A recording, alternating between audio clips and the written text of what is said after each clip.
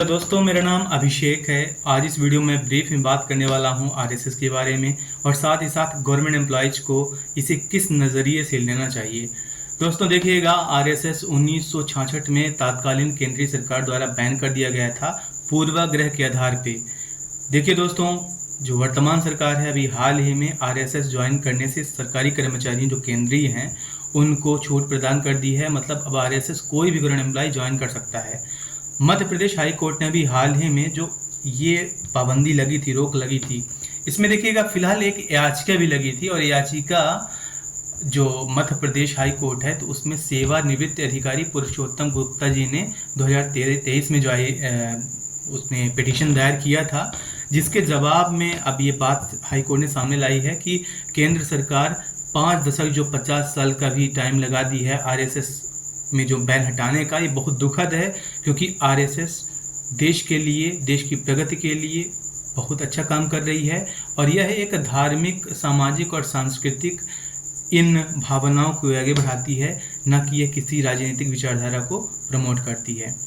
दोस्तों, ये बहुत बड़ी बात है कि जो हाई कोर्ट है उन्होंने ये भी बोला है कि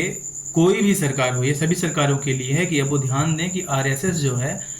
उस पे बेवजह किसी भी तरह का कोई आक्षेप नहीं होना चाहिए, कोई बैन नहीं होना चाहिए और जो केंद्र सरकार ने तब किया था वो बिल्कुल गलत था, प्योर गलत है। माननीय हाई कोर्ट का ये उनके शब्द हैं, आप देख सकते हैं, ये न्यूज़ में अब चल भी रहा है।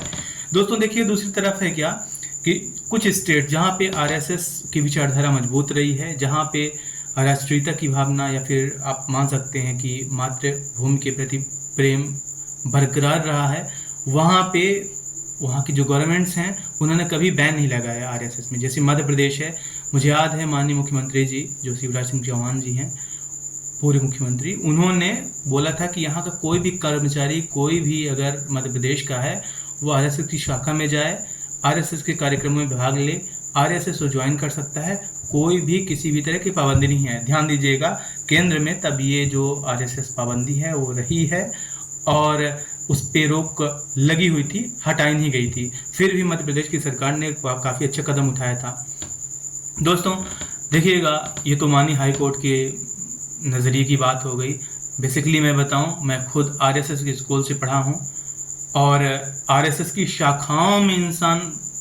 ज्वाइन नहीं किया, ना गया, ना उनके ज़्यादा एक्टिविटीज़ में पार्टिसिपेट किया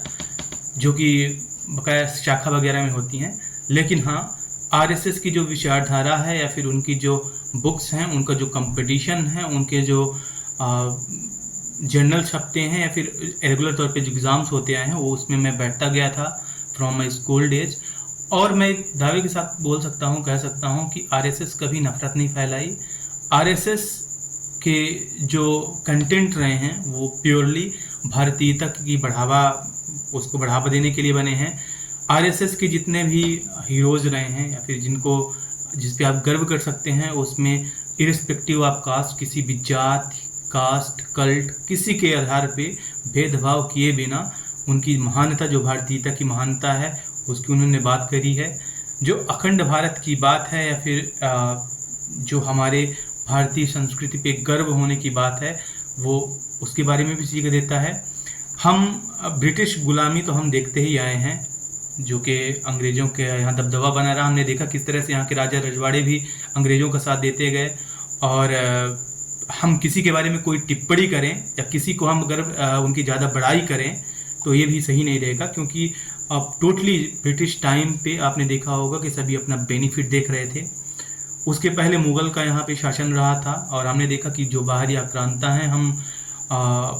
उनके भी विचार से हम प्रभावित रहे, उन्होंने भी हम पे काफ़ी जुल्म ढाया।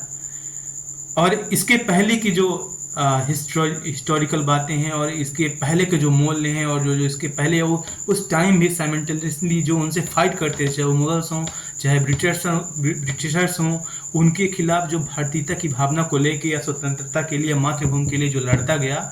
उनकी कहानियाँ, उनकी गौरव गाथा आरएसएस सिखाती है, आरएसएस बताती है, आरएसएस पढ़ाती है। आरएसएस के जो